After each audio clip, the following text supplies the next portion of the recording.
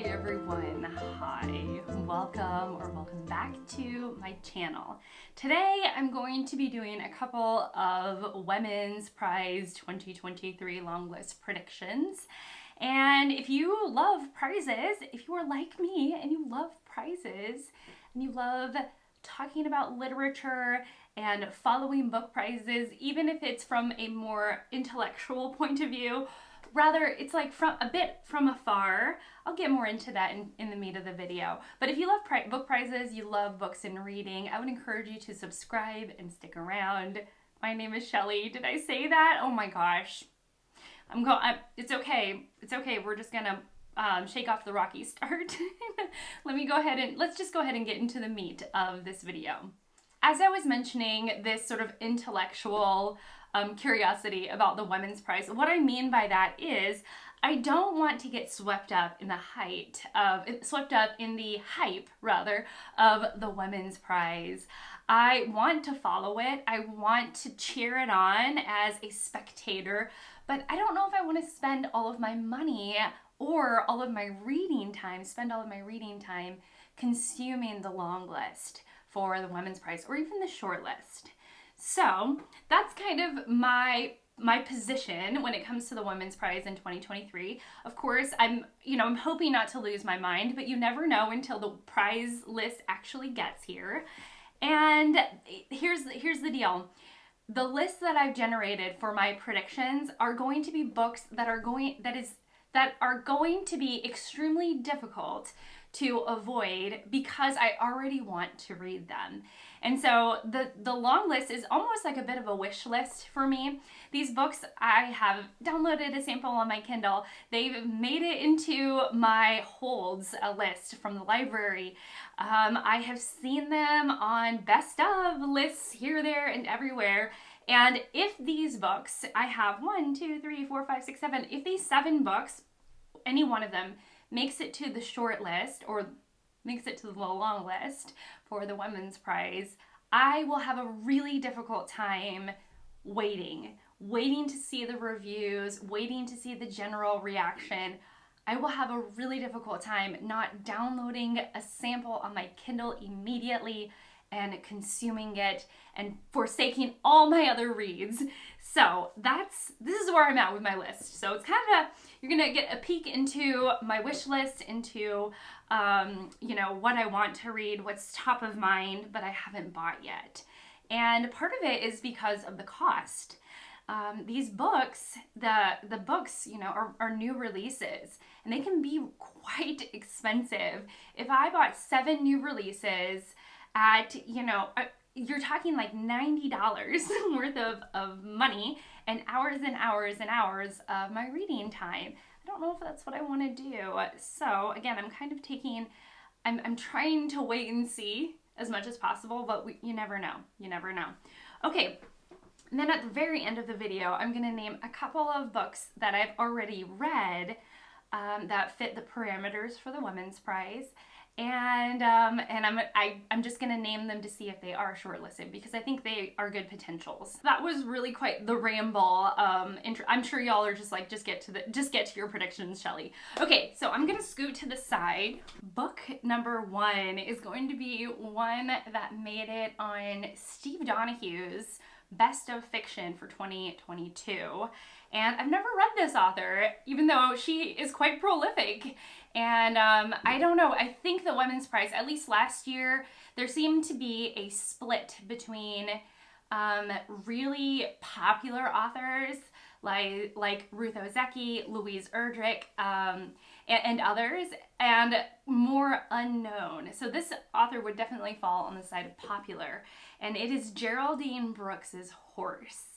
Now, I don't know too much about it. It's a historical fiction novel, and the premise, every time I read the premise, it is, from what I know, slightly convoluted, but, I just know that I have downloaded a sample of this on my Kindle. I just remembered, and I started reading it, and I was like, back away, Shelly, back away. Just wait. I'm not chomping at the bit to be the first one to be reviewing a book. Most of the time I just wait and see, but Geraldine Brooks's Horse, if it makes it to the long list, it will be hard to say no, you know? Next up, an author I've been wanting to meet on the page, mostly for her book that I think did it win? Give me a second. Okay, I was right. So the next book that I am predicting is by an author rather, that has won the Women's Prize before. It won it a few years back. And actually, the book that won the Women's Prize also won the gold medal for the BookTube Prize, which is a community-run literary prize here on BookTube. And so, you know, it was really well loved, and that is Hamnet by Maggie O'Farrell, the book that I'm referencing. But the book that I would really be interested in if it made it on the long list is The Marriage Portrait by Maggie O'Farrell. The next book is written by an author that I read and loved. Now, she only has 2 books on her backlist, and it seems that she only comes out with a book every 7 to 10 years. And that time period has passed since her last book. And so I thought maybe her new book would make it onto the Women's Prize. And that is Burnham Wood by Eleanor Catton. I don't know what this is about. I just know Eleanor Catton, you know, the 2 books that she's written has gotten a lot of hoopla, a lot of praise.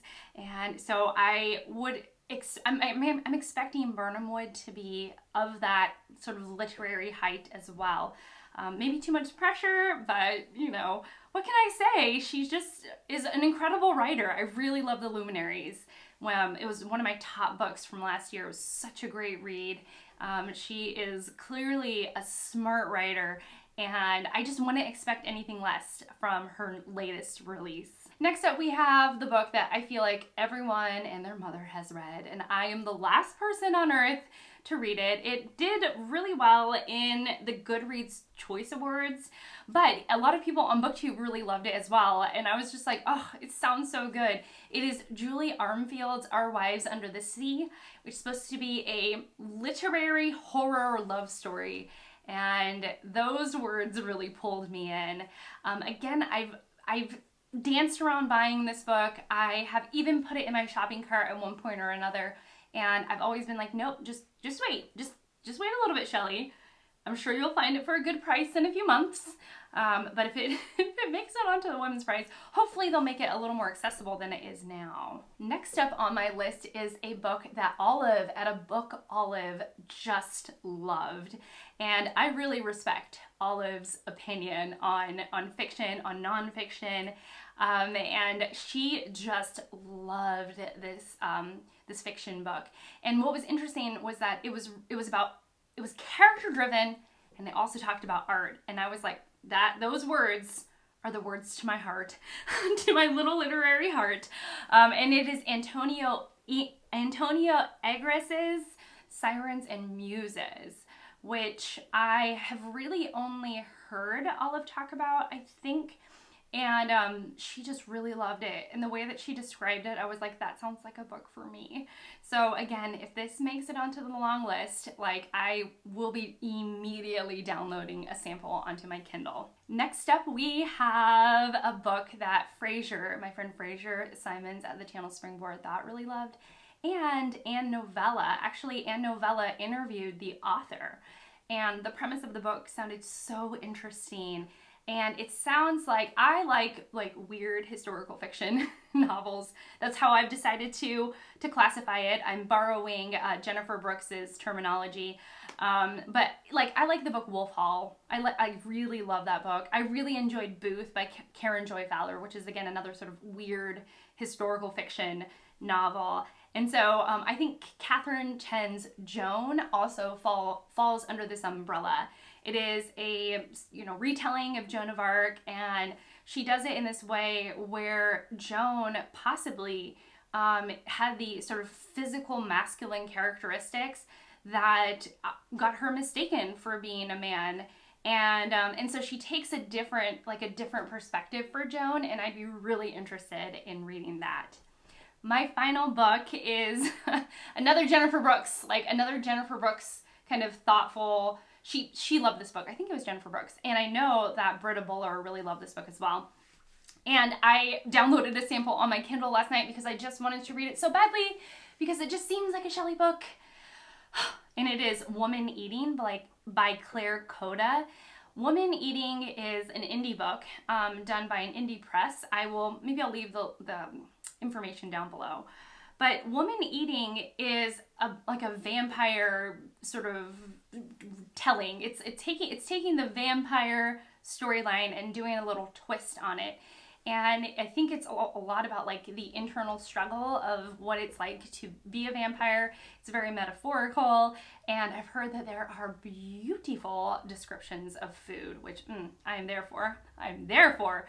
So, and also I love the cover, but I really want to read this, and I'm like, stop it! You have so many books on your shelves that you want to read, Shelley. You don't need new ones. But again, if any of these 7 books make it to the long list for the Women's Prize, I will have to give you all an update on which ones I downloaded immediately onto my Kindle, because that's how I've been enjoying reading. I've been enjoying reading on my Kindle, and it's so tempting when the books are just like so accessible to a reader. Anyways, the last 2 books that I wonder if they'll make it to the Women's Prize, because I enjoyed them, and they seem kind of like the books the Women's Prize would choose. The first one is Audrey McGee's The Colony, which I read when it was longlisted for the Booker. It is about a tiny, tiny island off the shore of Ireland, I believe. If that's, I could be wrong saying it, but it's about this tiny, yes, because they speak Gaelic, and that's Irish. So they're on this tiny little island, and 2 strangers come to the island, and they are interacting with the residents there. And one of them has a very sort of academic spin to his visit, and he's trying to kind of get down to the nitty-gritty of the language and the untouched, the pureness of the language, and what it is like to sort of live in this very isolated place.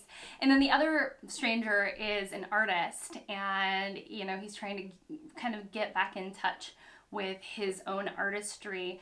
And it has some really interesting questions about colonization, beautiful descriptions of the landscape, and also it has interspersed in between sort of these snippets of violence that was going on on the mainland. So it's an interesting book. Really, really interesting. I liked it, but I didn't love it. And I wonder if that will be chosen for the Women's Prize. And then the other one I read quite recently, and it is Claire Keegan's Foster. Now, Claire Keegan she was longlisted again for the Booker for Small Things Like These. And then Foster is her latest release. And I just think Claire Keegan's having a year, She's having a year and a few months. Like, she's getting recognized here, there, and everywhere. She's definitely rising as someone in the literary world who is doing really well. And I just wonder, if she's going to be chosen for her latest work. It's a beautiful story about being a young girl being taken care of, fostered essentially by a family who is in a different wealth bracket than her own home family. It's beautiful. Like my friend George says, I think it was George, but the economy of words in Claire Keegan's writing is so well done. Nothing is overwritten. Nothing is out of place. It's just a beautiful, beautiful like little novella. So I'm wondering if that will make it. And I hope it does. So yeah, but that's it. This is kind of the books that are on my mind, the books that I would be tempted to buy if they were longlisted for the Women's Prize. And yeah, that's it. What are some of your predictions for the Women's Prize? I would really love to know. Are you going to follow the Women's Prize? That would be really interesting to just know in the comments down below. And yeah, that's it for me. So thank you so much for watching. Thank you so much for being here and spending this time with me. And I will see you all in my next one. Bye, guys.